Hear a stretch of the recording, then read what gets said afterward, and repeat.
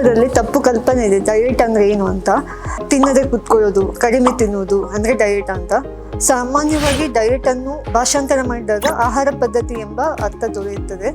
ಈಗ ಸಮತೋಲನ ಆಹಾರ ಪದ್ಧತಿ ಅಥವಾ ಬ್ಯಾಲೆನ್ಸ್ಡ್ ಡಯಟ್ ಅಂದ್ರೆ ದೇಹಕ್ಕೆ ಅಗತ್ಯವಾದ ಎಲ್ಲಾ ಪೋಷಕಾಂಶಗಳನ್ನು ಸರಿಯಾದ ಪ್ರಮಾಣದಲ್ಲಿ ಸೇವಿಸುವುದಾಗಿದೆ. ಪೋಷಕಾಂಶಗಳು ಅಂದ್ರೆ ಕಾರ್ಬೋಹೈಡ್ರೇಟ್ ಆಗಿರ್ಬೋದು, ಪ್ರೋಟೀನ್ ಆಗಿರ್ಬೋದು, ಫ್ಯಾಟ್ ಆಗಿರ್ಬೋದು, ವಿಟಮಿನ್ಸ್ ಆಗಿರ್ಬೋದು, ಮಿನರಲ್ಸ್ ಆಗಿರ್ಬೋದು, ಈ ಎಲ್ಲಾ ಪೋಷಕಾಂಶಗಳು ನಾವು ಸೇವಿಸುವಂತ ಆಹಾರದಲ್ಲಿ ಇರ್ತದೆ. ಇದನ್ನೇ ನಾವು ಪೌಷ್ಟಿಕ ಆಹಾರ ಅಂತ ಕರಿತೀವಿ. ವಿಭಿನ್ನ ಆಹಾರ ಪದಾರ್ಥಗಳಲ್ಲಿ ವಿಭಿನ್ನ ಪ್ರಮಾಣದಲ್ಲಿ ಪೋಷಕಾಂಶಗಳು ಒಳಗೊಂಡಿರುತ್ತದೆ. ಬ್ಯಾಲೆನ್ಸ್ ಡಯಟ್ ಅನ್ನು ಪಾಲಿಸಿದಾಗ ದೇಹಕ್ಕೆ ಉತ್ತಮ ಶಕ್ತಿ, ಉತ್ತಮ ಮನಸ್ಥಿತಿ, ಆರೋಗ್ಯಕರ ತೂಕ, ಉತ್ತಮ ನಿದ್ದೆ, ಉತ್ತಮ ಜೀರ್ಣಕ್ರಿಯೆ, ಕಡಿಮೆ ಅನಾರೋಗ್ಯ ಎಲ್ಲವೂ ಸಾಧ್ಯವಾಗುತ್ತದೆ.